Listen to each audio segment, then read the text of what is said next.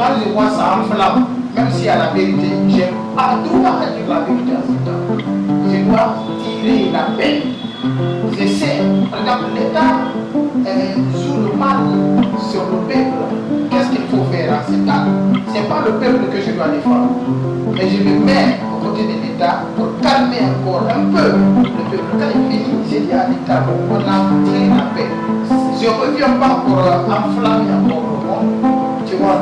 Mais je suis là pour que nous trouvions une solution sur ça. On les a brisés, oui, à travers la musique, à travers les paroles, à travers les mélodies. Est-ce que tu vois que c'est ça notre devoir?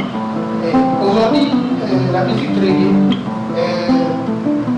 je ne dis pas qu'elle est faible, mais les gens qui n'ont pas la maîtrise de la musique reggae sont en train d'affaiblir la musique reggae. Oui, parce que souvent on voit des artistes, si vous le permettez, qui se disent nous sommes des rastas, et puis ne répondent pas aux critères, au nom d'un vrai rastafarisme.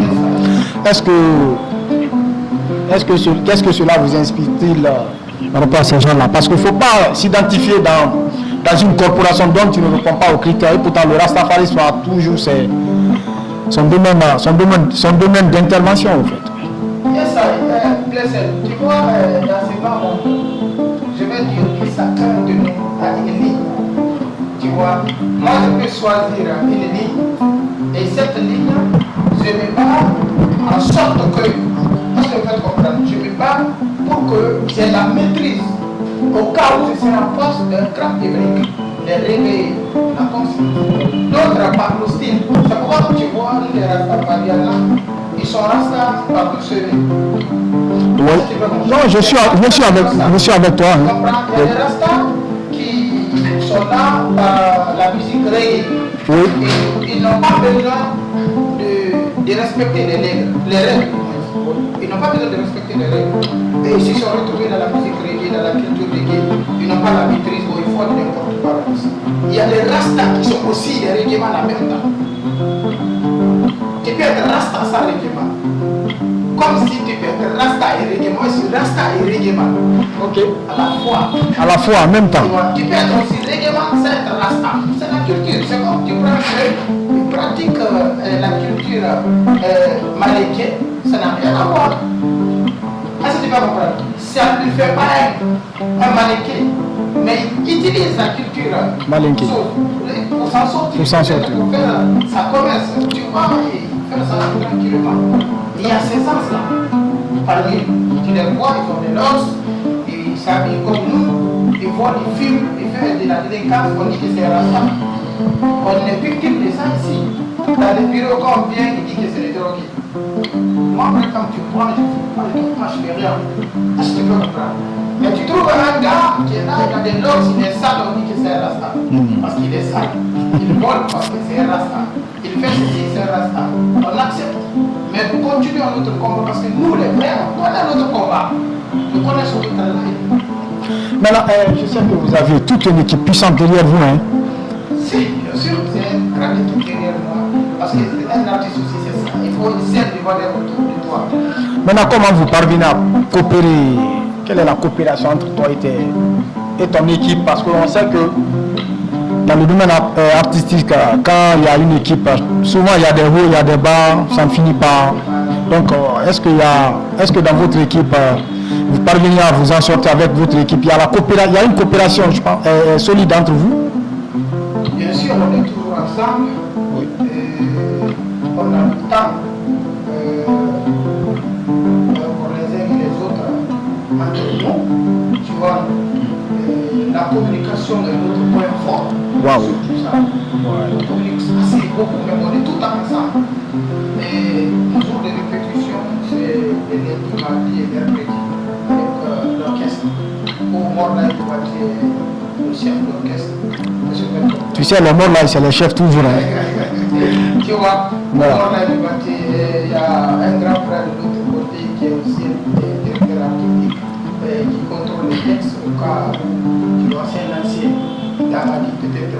Daradi, oui, j'ai entendu. Oui. Et c'est des anciens. Et du coup, quand je fais la composition, même quand je dis au studio, je viens lui faire écouter. Je dis, grand frère, c'est là, il faut voir, il faut pas nous ici, va au ici,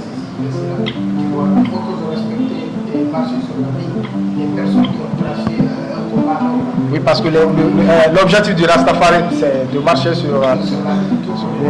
effectivement, oui. Et là, la maladie est là pour nous accompagner sur tous ces financières, moi, elle est là pour nous, et avec des conseils. Et elle nous demande toujours est-ce que la répétition, ça évolue, est-ce que vous avez calé tel programme et tel programme, parce que pour les émissions, on n'était pas en train de faire un grand plan sur ça. Nous sommes en train de faire un grand plan, parce que nous avons préparé maxi à bord des 6 morceaux. Mais ça ne sera pas la dernière fois votre passage dans cette émission. Et après, ici, vous aurez d'autres temps pour... Nous sommes en train de faire un business plan sur la communication de l'album-là. Ok. Pour le moment, c'est les partenaires qu'on est en train de faire, parce que surtout tu étais sur le terrain ticket. Après tant d'années, tu reviens. Ça, c'est pas facile. C'est comme un jeu de football, quoi. Il faut que tu reviennes au centre. Il faut venir chercher des partenaires par-ci, par-là, et contacter d'autres structures, être en partenariat avec eux, contacter des mécènes, contacter des médias pour vous aider. Effectivement. Et nous accompagnent sur beaucoup de la communication. Parce qu'un artiste, c'est la communication. Si on ne communique pas sur toi, non, tu parce que le plan d'être en train de cette émission, vous nous avez invité et on vous remercie. Et ce n'était pas encore, on n'était pas encore prêt pour venir attaquer. Oui, souvent c'est comme ça. Maintenant, je vais me tourner vers la manager, quoi, pour la demander quels sont vos projets futurs, madame. Quels sont vos projets futurs pour atteindre votre objectif, en fait.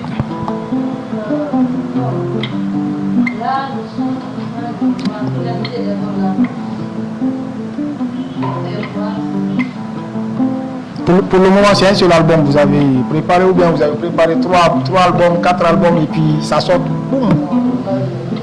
Parce que vous voulez faire le boom, donc pour faire le boom là, il faut...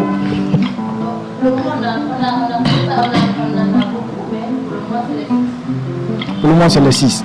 Maintenant, les projets futurs, est-ce que vous consentez organiser des tournées, ou bien vous avez déjà préparé tout ça, et puis voilà. Parce qu'un artiste aussi, il faut faire des tournées à l'intérieur du pays, voire même, voilà.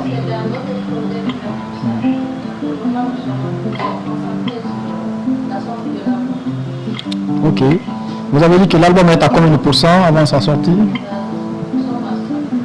62%. D'accord. Maintenant, avec votre équipe, est-ce que vous parvenez à maîtriser l'artiste? Parce que souvent, maîtriser l'artiste, là, c'est des problèmes, hein? Est-ce que vous parvenez à maîtriser Rasta? Parce que les Rasta, là, c'est... Oui, bien sûr. Hein? Mais avant, en fait, j'ai choisi cet artiste. Oui. Parce qu'il y a bien les artistes. Qu'est-ce que vous avez vu en lui? Qu'est-ce qui vous a poussé à le choisir parmi tant d'autres artistes? Parce qu'on ne choisit pas pour ne rien, hein? On choisit pour quelque chose. Vous avez vu quelle étoile sur lui? L'artiste d'abord. Oui. Waouh. Chapeau pour toi, mon cher. Vous savez, la mission, s'il n'y a pas la discipline, s'il n'y a pas la discipline, ça va pas aller. Oui. Il a plein de sagesse. Il a l'éloquence, c'est ce qu'on remarque ici, et puis il maîtrise le verbe. C'est une chanson épique. Ok. Il n'y a pas de communication, de la paix,